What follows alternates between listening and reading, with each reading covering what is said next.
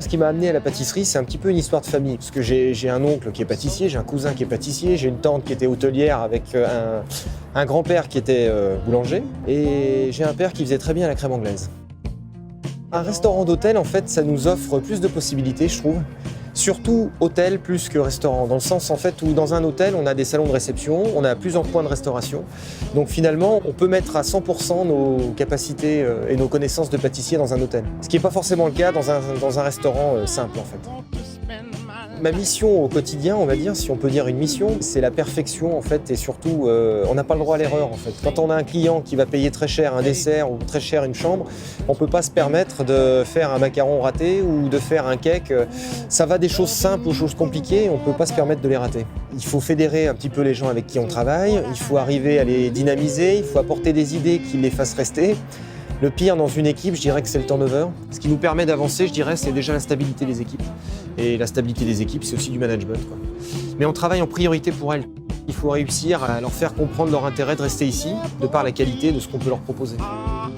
La stabilité des équipes passe également par la formation, mais je dirais surtout par le plaisir de ce qu'on va leur donner à faire en fait. Voilà, si on passe du temps à réfléchir à une carte, si on passe du temps à savoir comment on va la mettre en forme aussi, ça peut aider quand même à les faire rester, quoi. S'ils aiment ce qu'on fait, ben, ils resteront.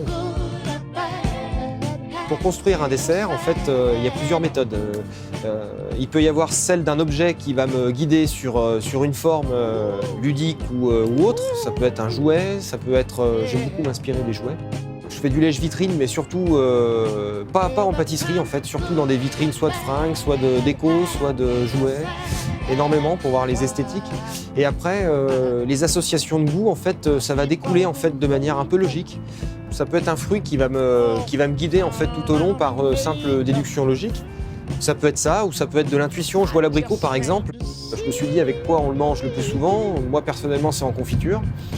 Bon, je me suis dit confiture, j'ai pensé brioche, donc j'ai fait une brioche à la vapeur. J'ai fait, pour amener du croquant, j'ai amené, parce que les amandes souvent avec l'abricot marchent très bien, donc j'ai fait une nougatine concassée avec beaucoup d'amandes et un beurre d'abricot. Donc on a un beurre d'abricot, on a un abricot qui est semi-poché, on a de la nougatine.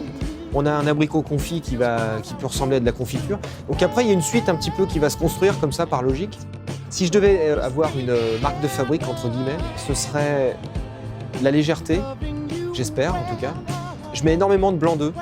Je trouve que le blanc d'œuf, façon un petit peu île flottante, c'est un produit qui permet de gagner en volume tout en apportant de la légèreté. Le blanc d'œuf, c'est quelque chose qui n'est pas gras. C'est un produit que j'ai beaucoup travaillé. Donc j'en mets en île flottante par exemple, on insère dans un millefeuille. Je peux faire un blanc d'œuf par exemple au coin avec une base de pâte de coin. Donc ça va nous faire une mousse en fait au blanc d'œuf qui va être très légère, cuit en vapeur. On va avoir du goût mais on va avoir beaucoup de légèreté et peu de sucre. Il y a des accords aussi que j'aime bien faire, partir de produits qu'on n'a pas forcément l'habitude de travailler ou que les gens assimilent plus à de la cuisine qu'à de la pâtisserie. Je pense qu'il y a un vrai défi là-dedans aussi et travailler du fenouil, travailler de la tomate, travailler du poivron, travailler du chou-fleur, travailler de l'aubergine. Je pense qu'en dessert, tout est gérable. À partir du moment où c'est bien maîtrisé, le sucre arrive en fait à mettre tout le monde d'accord. La pâtisserie du XXIe siècle, si je devais la définir, je dirais qu'elle n'a plus rien à voir avec avant quand même. Je pense qu'on est vraiment sur des textures beaucoup plus légères, des produits beaucoup moins sucrés, une pâtisserie plus créative, mais tout aussi gourmande.